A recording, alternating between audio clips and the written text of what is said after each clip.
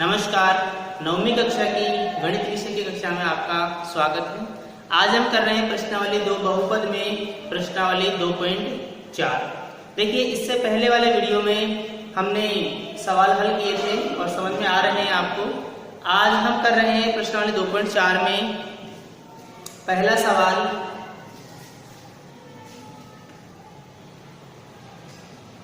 सवाल में लिखा गया है कि बताइए कि निम्नलिखित बहुपदों में से किस बहुपद का एक गुणनखंड x प्लस 1 है।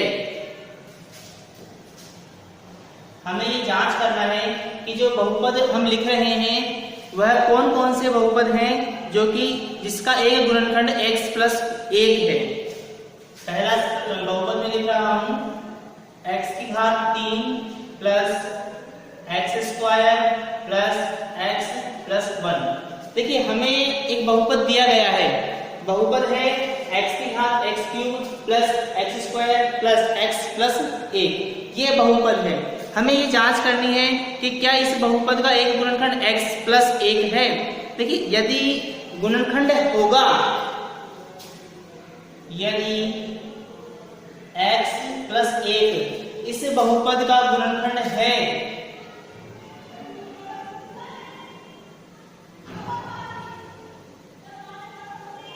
इससे क्या रिजल्ट निकलता है? इससे ये रिजल्ट निकल के समझ आता है कि x प्लस 1 का मान 0। पहले वाले सवालों में ये किया था कि यदि x प्लस 1 इसका गुणनखंड है तो x प्लस 1 का मान क्या हो जाएगा? 0।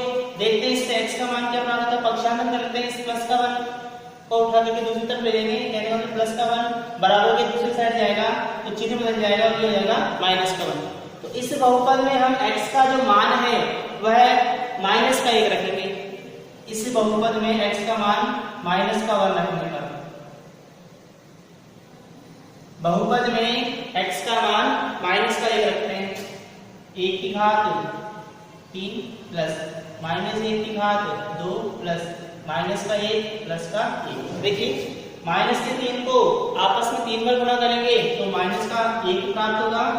माइनस 1 का स्क्वायर करेंगे तो प्लस का 1 प्राप्त होगा। माइनस के 1 को प्लस की संख्या है गुणा भार, तो गुणा करने पर माइनस की संख्या प्राप्त होगी और ये प्लस।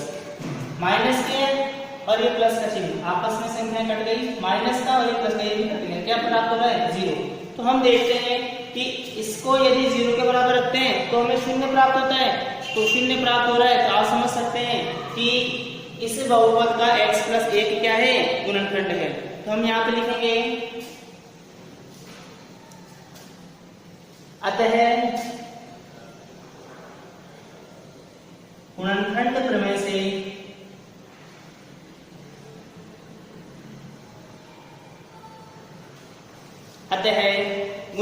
प्रमेय से x प्लस 1 बहुपद, ये जो बहुपद लिखा गया है इसके लिए कह रहा है इस बहुपद का गुणनखंड है। पहला सवाल कंप्लीट। देखिए, सवाल में इस बहुपद के गुणनखंड की जांच करनी है कि x प्लस 1 इसका गुणनखंड है या नहीं। तो जनरल सी बात है, हम जानते हैं, पहले से भी हमने सवालों को इस प्रकार से हल किया है कि यदि x प्लस 1 गुणनखंड होता तो इसका मान 0 आ जाता है x का मान रखने पर। अगर x का मान 0 नहीं आता तो गुणनखंड नहीं है। एक और सवाल करते हैं जिससे आपको समझ में अच्छी तरीके से आ जाएगा। इसी का लेते हैं, ये उतार दिया होगा, इसी का हल करते हैं सवाल।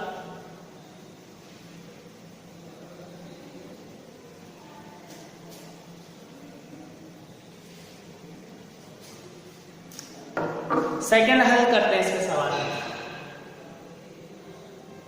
सेकंड सवाल है x की घात 4 प्लस x की घात 3 plus x square plus x plus 1। ये हमारे सामने एक बहुपद है। अब इस बहुपद पर हमें ये जांच करना है कि क्या इसका एक गुणनखंड x प्लस 1 है। तो वही जो पहले किया था हमने, यदि x प्लस 1 इस बहुपद का गुणनखंड है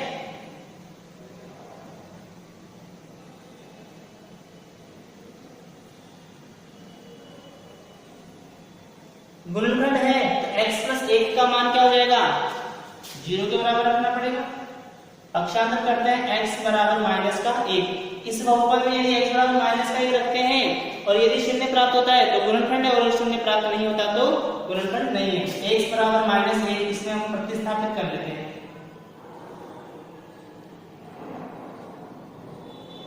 प्रतिस्थापित लिख सकते हैं या रखने पर जैसे भी है।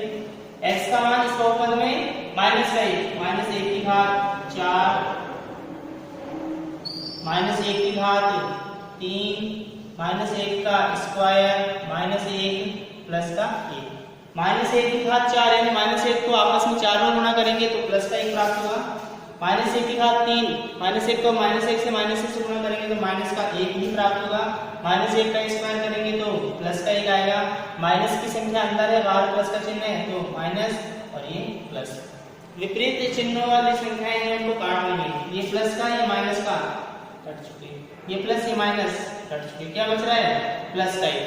प्लस का 1 बच रहा है, लेकिन ये प्लस का 1 0 के बराबर तो नहीं है, 0 तो मान प्राप्त नहीं हो रहा। 1 प्राप्त हो रहा है लेकिन 0 मान प्राप्त नहीं। हमारी कंडीशन ये कि अगर 0 प्राप्त होगा तो ही गुणनखंड है। अतः गुणनखंड प्रमेय के अनुसार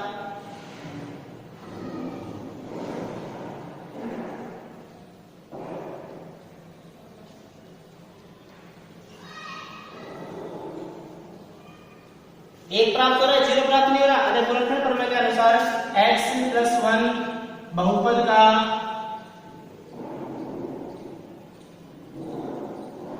गुणनखंड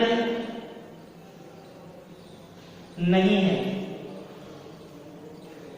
यदि 0 प्राप्त होता तो गुणनखंड होता, परंतु 0 प्राप्त नहीं हो रहा है, इसीलिए बहुपद का गुणनखंड नहीं है। तो मैं समझता हूं पहला सवाल आपको समझ में आ गया होगा। इसके बाद हम करते हैं प्रश्न नंबर 2। देखिए प्रश्न नंबर 2, प्रश्न 2 में लिखा हुआ है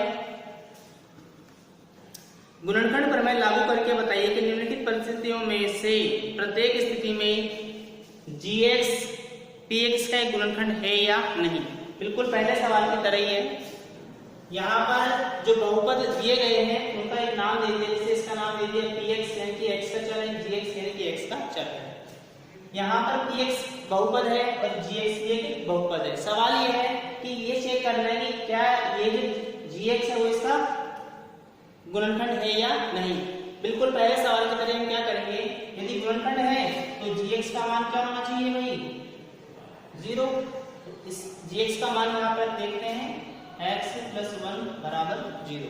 पक्षांतरण करेंगे, बराबर आ रहा है, x का मान निकालने के लिए इस प्लस के मान को बराबर के दूसरी तरफ ले जाएंगे तो ये माइनस का 1 हो जाएगा। इस px में जहां भी x आ रहा है उसकी स्थापना में माइनस का 1 रखना है या प्रतिस्थापित करना है, प्रतिस्थापित करने। इस बहुपद में माइनस का 1 चेक करते हैं। 2 माइनस 1 का क्यूब प्लस माइनस 1 का स्क्वायर माइनस 2 माइनस 1 और माइनस का 1। बहुपद जहां भी x आ रहा था उसके स्थान पर हमने माइनस का 1 रख दिया। ठीक है, माइनस 1 का 3 बार गुणा करेंगे, माइनस 1 गुणा माइनस 1 गुणा माइनस 1। यदि माइनस का आपस में 3 बार गुणा करते हैं तो माइनस का 1 ही प्राप्त होता है, और माइनस 1 को 2 से गुणा करेंगे तो माइनस के 2। माइनस 1 का स्क्वायर करना है, माइनस 1 गुणा माइनस 1 प्लस का 1। माइनस की संख्या अंदर, माइनस की संख्या बाहर, माइनस का माइनस से गुणा करेंगे प्लस के 2, और ये माइनस का 1 अपने स्थान पर। देखिए प्लस के 2 है, माइनस के 2 कट गए, प्लस का 1 माइनस का 1 कट गया। क्या प्राप्त हो रहा है भाई, 0।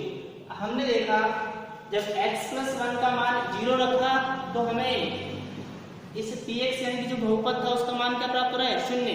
जब 0 प्राप्त होता है तो हम समझ सकते हैं कि इस gx px का क्या है, गुणनखंड है। तो यहाँ पर हम कहेंगे अतः गुणनखंड प्रमेय से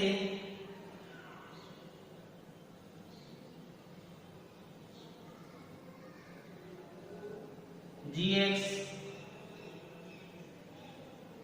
बहुपद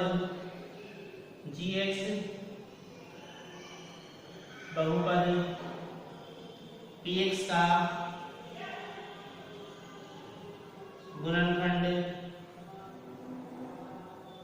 है। मैं समझता हूं आज हमने जो 2 प्रश्न किए हैं दोनों ही आपको समझ में आ गए होंगे। धन्यवाद।